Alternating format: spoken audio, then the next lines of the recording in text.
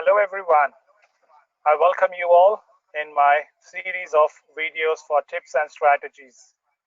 I am your coach, IELTS and PT. My name is Jackson Abnis, yet again with a video for speaking module for IELTS with tips and strategies. Let's start off with our video. As you are already aware that in the IELTS speaking module, there are 3 different rounds. In my earlier video, I already shared with you the importance, tips and strategies for your round 1. Now in this video, we will work on part B, which is an important round for you, especially with regards to the language proficiency that you are going to display to the evaluator to gain some insights and assess you. Round 2 is a spontaneous topic given to you by the evaluator.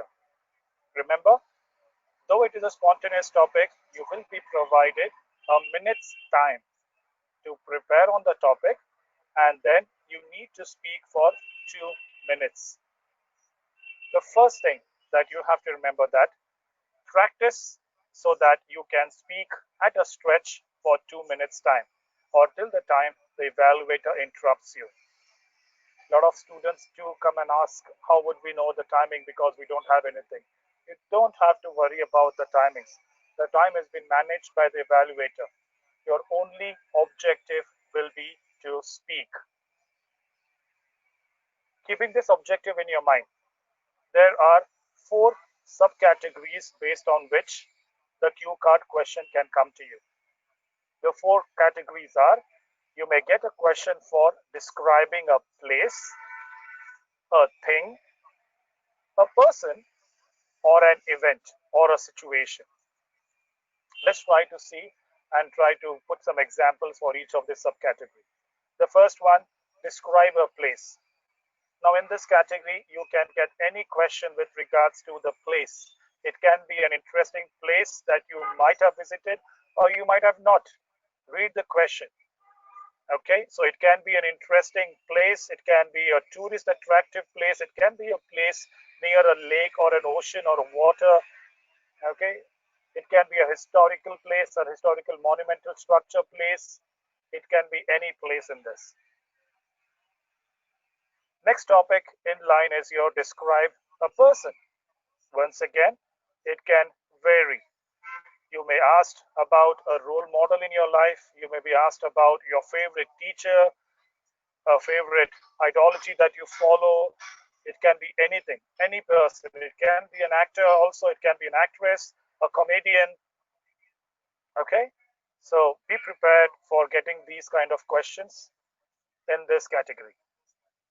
Now the third one is quite interesting because it is huge. Describe a thing. Yes, you got it right.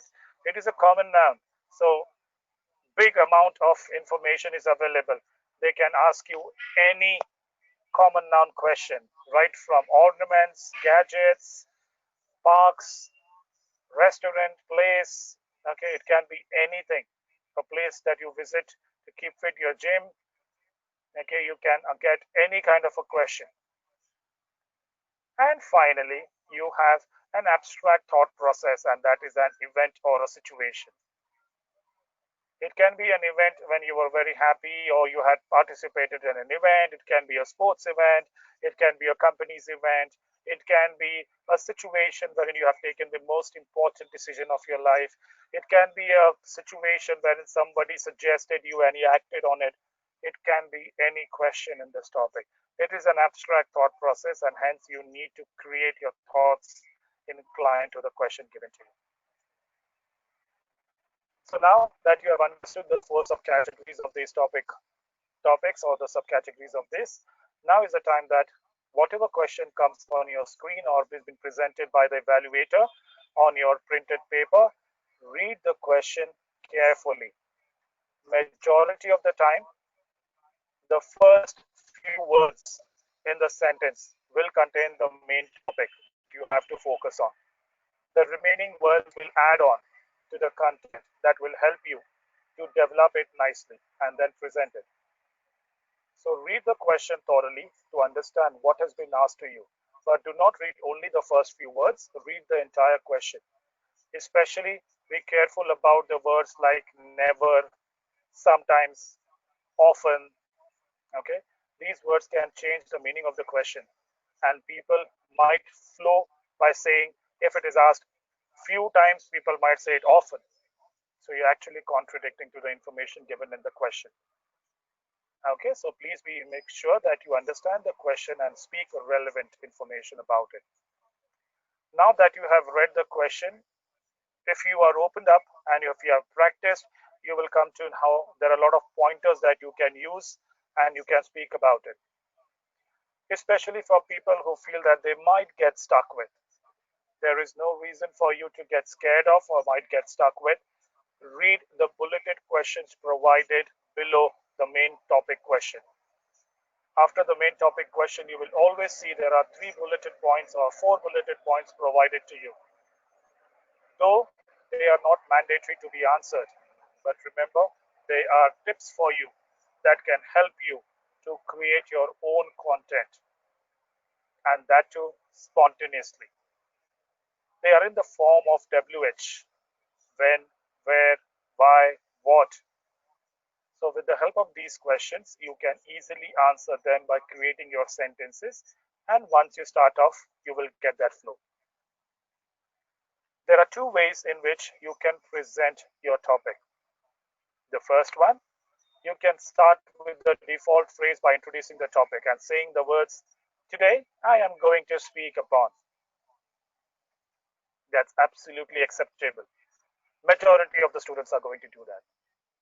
So what are you going to do different?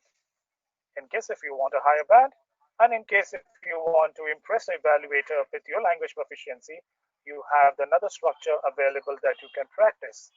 And that's wherein you can divide the topic into 3 parts: introduction, body, and a conclusion.